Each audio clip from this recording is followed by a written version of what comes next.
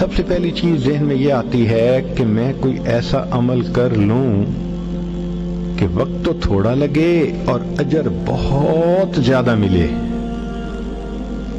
چنانچہ توجہ سے سنیے، مسلم شریف کی روایت ہے، نبی علیہ الصلوۃ والسلام فجر کی نماز پڑھنے کے لیے جب مسجد میں جانے لگے تو آپ کی زوجہ جویریہ رضی اللہ تعالی عنہا وہ مصلی پر بیٹھی تھی، تسبیح پڑھ رہی تھی۔ چنانچہ نبی علیہ الصلوۃ والسلام نے جا کر فجر کی نماز پڑھائی۔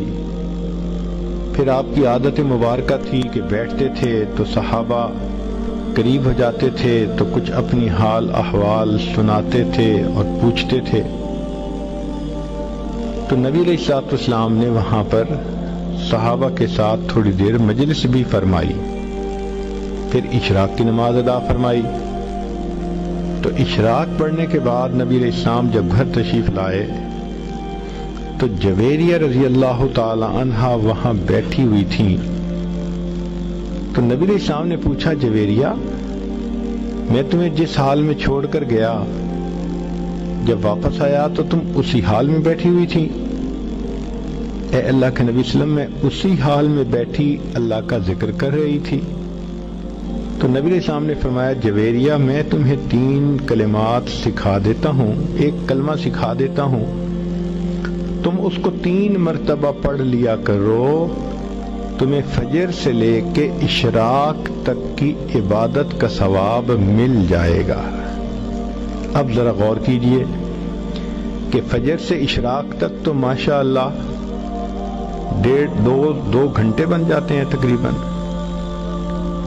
تو 2 گھنٹے کی عبادت ایک طرف اور اس ایک فقرے کو 3 مرتبہ پڑھنا ایک طرف۔ 3 مرتبہ پڑھنے میں 3 منٹ نہیں لگتے،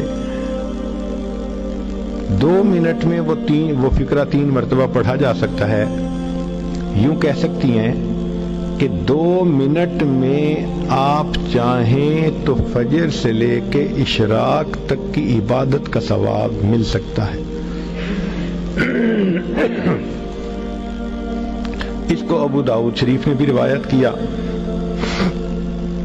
اب وہ فقرہ کون سا ہے ذرا توجہ سے سنیے۔ نبی علیہ السلام نے سکھایا، سبحان اللہ وبحمدہ عدد خلقہ ورضا نفسہ وزینت عرشہ ومداد کلماتہ۔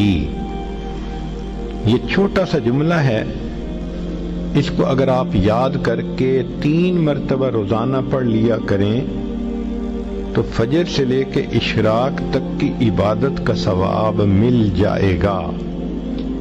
انویسٹمنٹ تھوڑی، پروفٹ زیادہ۔